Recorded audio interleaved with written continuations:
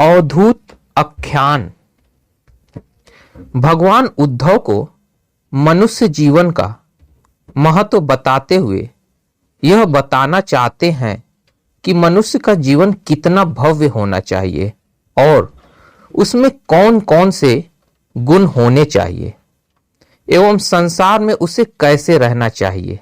यह भगवान स्वयं नहीं कहते, भगवान उद्धव को एक कथा के माध्यम से ये सब बातें समझाते हैं। श्री कृष्ण ने उद्धव से कहा, एक दिन हमारे पूर्वज राजा यदु को एक अवधूत मिले। दोस्तों, यहां अवधूत से मतलब एक साधु सन्यासी से है। वे राजा यदु जिसने हमारा यदुवंश प्रारंभ किया था। यदु ने अवधूत को स्वच्छंद निश्चिंत एवं आनंदपूर्ण मुद्रा में विचरण करते हुए देखा तो उन्होंने अवधूत जी से पूछा कि जिस काम, लोभ, वासनाओं एवं कामनाओं की अग्नि में संसार के अधिकांश लोग जल रहे हैं, उनसे आप पूरी तरह अप्रभावित दिख रहे हैं। भयानक झांझावात से भरे इस संसार में आप तृप्त, संतुष्ट एवं प्रसन्न चित्त कैसे रह लेते हैं? आप अपने स्वरूप में स्थित रहकर अनिवर्चनीय आत्मा आनंद का अनुभव किस प्रकार कर पाते हैं? कृपया हमें यह बताइए। देखिए, कहने की पद्धति कितनी अच्छी है। सीधे ही अपनी ओर से कोई उपदेश दें तो सामने वाले व्यक्ति पर उतना प्रभाव नहीं पड़ता। वे बातें उसके मन मस्तिष्क में उतरकर उसके जीवन में अपेक्षित परिवर्तन नहीं ला पाती। इसलिए हमारे ऋषि मुनियों ने कथा, कहानी, आख्यान के माध्यम से जीवन दर्शन, जीवन सूत्र प्रस्तुत किए हैं, क्योंकि यह ढंग बहुत प्रभावी है। बालकों को, तरुणों को, युवाओं को कोई भी अच्छी बात सीधे कहो तो वह उन्हें उतनी प्रभावी नहीं लगती और ना ही उतना प्रभाव करती है जितनी कहानी के माध्यम से कही हुई बात करती है। बालकों को संस्कारित करने, उन्हें जीवन की शिक्षा देने का श्रेष्ठ माध्यम कहानी है।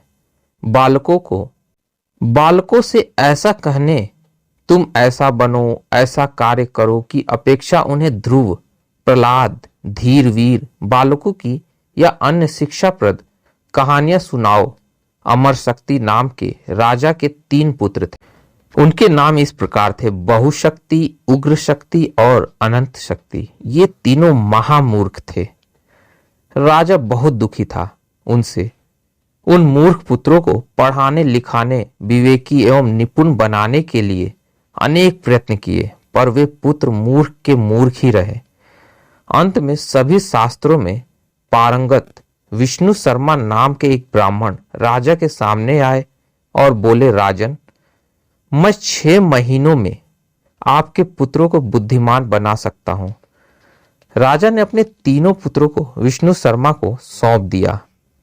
विष्णु शर्मा ने शिक्षापूर्ण एवं नीतिपूर्ण कहानियां सुनाकर उन मूर्ख पुत्रों को केवल 6 महीने में बुद्धिमान, विवेकी एवं नीति शास्त्र में निपुण बना दिया।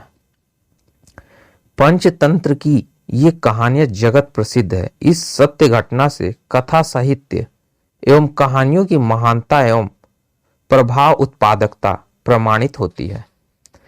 कथा कहानी की महानता एवं प्रभाव को रेखांकित करते हुए भगवान उद्धव को यदु अवधूत संवाद सुनाते हुए कहते हैं। अवधूत ने यदु को जो कहा है उसे अवधूत गीता भी कहते हैं।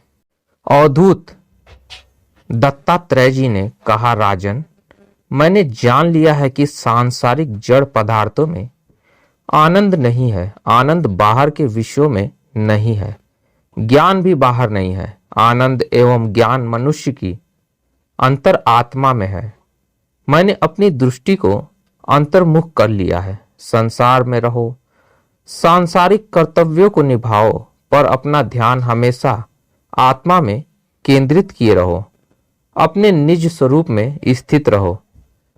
राजन, कर्तव्य के उपरांत पराबद्ध से जो मिलता है उसे प्रभु का प्रसाद, उसकी इच्छा मानकर स्वीकार करो और प्रसन्नता पूर्वक, आनंद पूर्वक जीवन यापन करो। जीवन में दुख, अवसाद, विषाद आते रहते हैं। इनसे विचलित, उद्विग्न और उदास मत हो। आत्मा में रमन करते हुए, आत्मचिंतन में रत रहते हुए जीवन पथ पर निर्भयता से, प्रसन्नता से आगे बढ़ो। दुख आने पर रोने बैठोगे तो जीवन यात्रा और दूभर हो जाएगी। अवधूत जी ने कहा, राजन, मनुष्य अपना चिंतन बदल ले तो उसका चरित्र, उसका जीवन बदल जाता है। चिंतन मनन से बदलता है। संसार को, प्रकृति को ध्यान से देखो।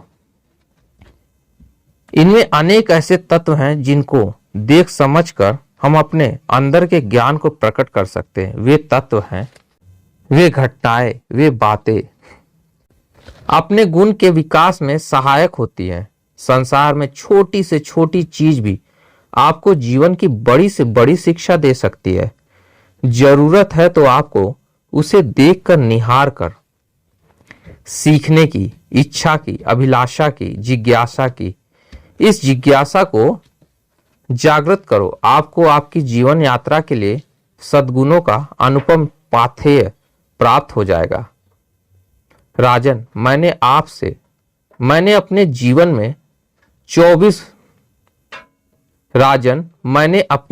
में 24 गुरुओं से शिक्षा ली है, जिनसे मेरा जीवन बदल गया।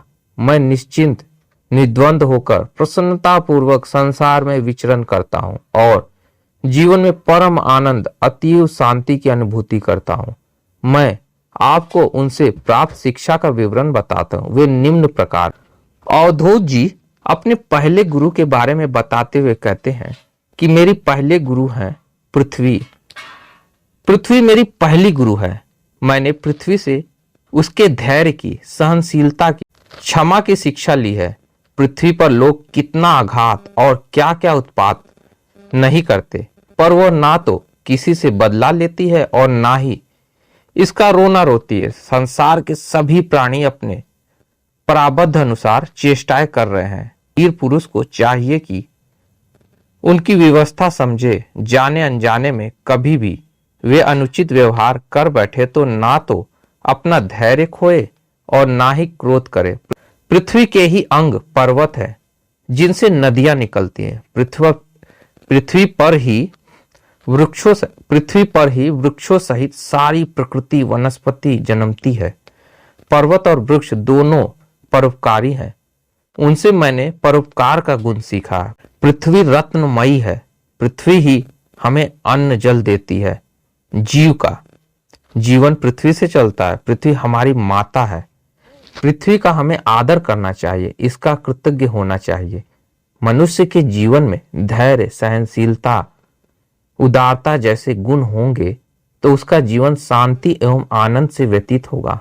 आज परिवार, समाज एवं राष्ट्र में जहां भी कलह एवं अशांति की स्थिति है, उसका कारण इन गुणों का अभाव ही है। तो दोस्तों, यह थे पहले गुरु के बारे में कुछ बातें।